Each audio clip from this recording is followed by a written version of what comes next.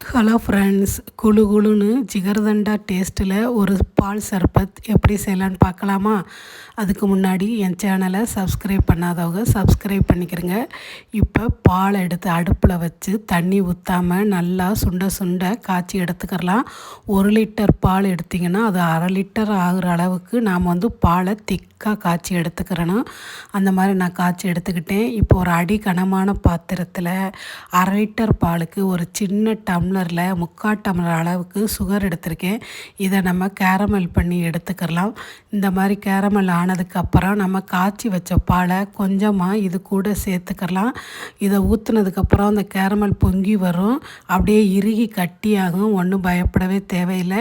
நம்ம கொஞ்சம் கொஞ்சமாக எல்லா பாலையும் சேர்த்து கலந்துட்டோம்னா அது நல்லா கரைஞ்சிரும். இப்போ இந்த பாலை ஃப்ரிட்ஜில் வச்சு சில் பண்ணி எடுத்துக்கலாம். அப்புறம் ஒரு கிளாஸ் எடுத்துக்கிட்டு நாம் பாதாம் பிசின் ஊற வச்சுருந்தோம், அதை 2 ஸ்பூன் போட்டுக்கலாம். அது கூடவே சப்ஜா சீடு ஊற வச்சுருந்ததை 1 ஸ்பூன் சேர்த்துக்கிறேன். உங்கள்கிட்ட என்ன சர்பத்து சிரப்பு இருக்கோ அதை ஒரு 1.5 அல்லது 2 ஸ்பூன் கிட்ட அந்த சர்பத்து சிரப்பை சேர்த்துக்கிட்டு நாம் சில் பண்ணி வச்சுருந்த பாலையும் அதில் ஊற்றி கலந்துட்டு வெயில் நேரத்தில் குடிச்சிங்கன்னா அப்படியே அமிர்த மாதிரி இருக்குது. அவ்வளோதான் ஃப்ரெண்ட்ஸ், செஞ்சு பாருங்கள்.